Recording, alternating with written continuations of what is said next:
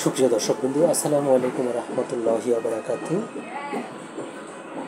July August গণ অভ্যুত্থানে মানবাধিকার লঙ্ঘনের যে নৃশংস ঘটনা ঘটেছে, এটি নিয়ে জাতিসংঘ তদন্ত প্রতিবেদন প্রকাশ করেছে। এ নিয়ে একটি খবর প্রকাশিত হয়েছে দৈনিক যুগান্তর পত্রিকায়। চলুন দেখি আমরা খবরটির বিস্তারিত কী লিখেছে। জনবিরোধিতার মুখে ক্ষমতা আঁকড়ে রাখতে নৃশংসতা করেছিল আওয়ামী লীগ। জাতিসংঘের মানবাধিকার বিষয়ক হাই কমিশনার ফলকার টুর্ক বলেছেন, জনবিরোধিতার মুখে ক্ষমতা আঁকড়ে রাখতে পরিকল্পিত নৃশংস পদক্ষেপ নিয়েছিল বিগত আওয়ামী লীগ সরকার। জুলাই আগস্ট গণ অভ্যুত্থানে বাংলাদেশে সংঘটিত মানবাধিকার লঙ্ঘন নিয়ে তদন্ত প্রতিবেদন প্রকাশ করেছে জাতিসংঘ। এই প্রতিবেদনে বাংলাদেশের নিরাপত্তা বাহিনী ও পতিত আওয়ামী লীগ সরকারের বিরুদ্ধে মানবাধিকার লঙ্ঘনের প্রমাণ পেয়েছে জাতিসংঘের তদন্ত কমিটি। কোটা সংস্কার আন্দোলন ঘিরে সৃষ্ট বৈষম্য বিরোধী আন্দোলনে বিক্ষোভকারী ছাত্র জনতার উপর নিষ্ঠুর বল প্রয়োগ করে পতিত আওয়ামী লীগ সরকার। আন্দোলনের তীব্রতা বেড়ে সরকার পতনের দাবিতে রূপ নিলে আরও বেপরোয়া হয়ে ওঠে আওয়ামী লীগ।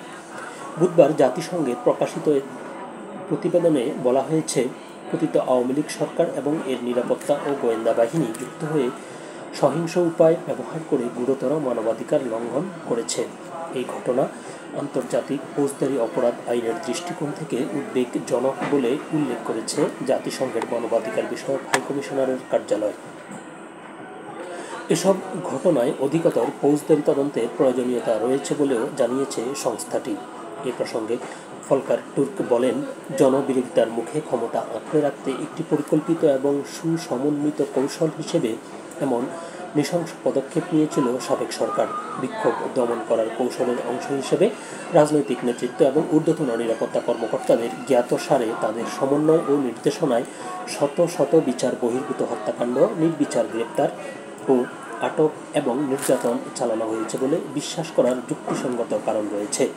তিনি আরও বলেন, আমরা যে সাক্ষ্য এবং প্রমাণ সংগ্রহ করেছি তা ব্যাপক রাষ্ট্রীয় সহিংসতা এবং নিশানা করে হত্যার এক উদ্বেগজনক চিত্র তুলে ধরে, যা সবচেয়ে গুরুতর মানবাধিকার লঙ্ঘনের ঘটনার মধ্যে পড়ে এবং যা আন্তর্জাতিক অপরাধের শামিল বলেও বিবেচিত হতে পারে।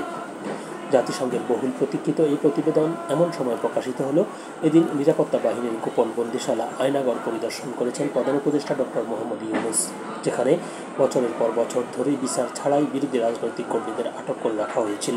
গত 15 বছরে নিরাপত্তা বাহিনীর বিচার বহির্ভূত হত্যা, জোরপূর্বক গুম ও মানবাধিকার লঙ্ঘনের দায়ে আওয়ামী লীগের বিরুদ্ধে অভিযোগ করে এসেছে মানবাধিকার সংগঠনগুলো। এবার জাতিসংঘের স্বাধীন তদন্ত কমিটির প্রতিবেদনে এসব তথ্য উঠে এসেছে। একই সঙ্গে পতনের আগে আওয়ামী লীগ দাবি করেছিল, আন্দোলনে ছাত্র জনতার হত্যার ঘটনায় জাতিসংঘের সহায়তায় স্বাগত জানানো হবে। এবার জাতিসংঘের এই প্রতিবেদন বলছে, এসব হত্যাকাণ্ডের পিছনে ভারতে পালিয়ে যাওয়া ক্ষমতাচ্যুত সাবেক প্রধানমন্ত্রী শেখ হাসিনার নির্দেশ ছিল। ধন্যবাদ সবাইকে, ভালো থাকবেন, সুস্থ থাকবেন, আল্লাহ হাফেজ।